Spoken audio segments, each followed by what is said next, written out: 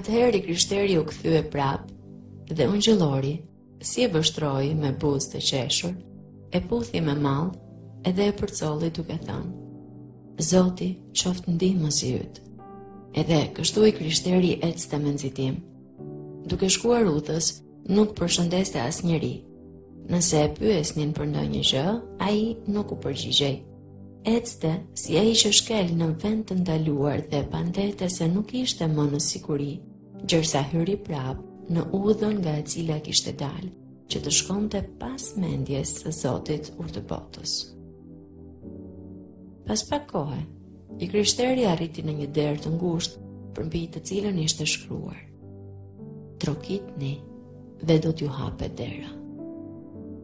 Ai që dëshiron të hyjë, së pari të trokas, se veç trokitsi mund të marrë mëshirën e tij të pamas. Gjithë dyshime rritet dera.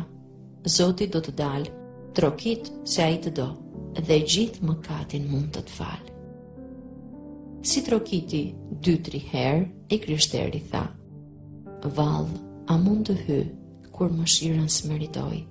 Me turp trokas, por ja, veç këtu duhet të qëndroj. Nëse do të më hap derën me hire mirësi, s'do të pushoj t'i këndoj lavdërime në gjithë përjetësi.